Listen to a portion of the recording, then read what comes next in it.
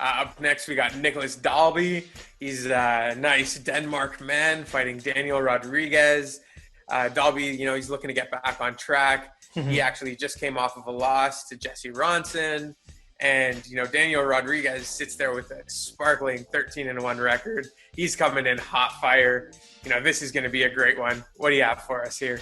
Yeah, so Dalby was supposed to fight the other Koshi brothers. So that's who actually Rodriguez is stepping in once again on short notice. He was supposed to fight Bryan Barbarena last week. And so that actually worked out really well for him because he was probably in camp for a week prior to that. And it's so funny because I told you the same thing about Strickland, right? He fought within a few weeks. And, we were talking about, isn't that kind of a bad thing for a fighter to go right? But technically speaking, you were just in a camp. You went into a fight where you took barely any damage, where you were basically singing lullabies to him in the third round. So, that's like just going to another, extensive training camp, if you will, and then getting right back into it and taking the fight again. So that's where I think, Rodriguez isn't really at a disadvantage in that sense. And his fight with Dwight Grant, who seemed to have a bit of a come up as well in the UFC after, Dana White's Contender Series, he beat him too. So that 3-0 UFC record again, another one in 2020 that we're seeing. Against a guy like Dalby, who was actually fairly well favored in that fight against Ronson and got tapped out in the first round. I think he's going to have a really tough fight with Rodriguez. He's got pretty good size, really good size for that weight class. And so I think Dalby's going to be looking for the leg kicks and the striking, but Rodriguez is a gamer.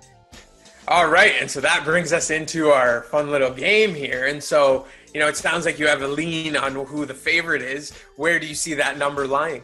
It's funny because it takes me back to the last fight, right? Like Rodriguez is who I really want to take in this fight. And do I believe it's enough for Vegas to judge the line the same way? In this case, I mean, I have to say yes based on the UFC showing recency bias, right? So, give me a minus 160 on Rodriguez. It is a minus 335. Yeah, perfect.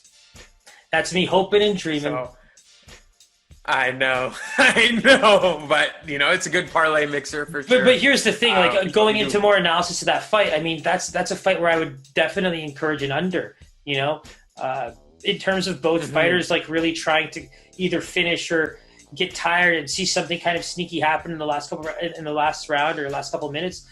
This is kind of one of those fights where you can get it. And it's so funny to hear that kind of line, playing a game like this now, because you can hear the opposite. But then when you hear that, it's like, yeah, you suspected that. I mean, it's like, it is what it is. It was definitely a hopeful. It was definitely a hopeful to get some good value. And we always have a couple of those, right, where we know we want to lay them ourselves. I know.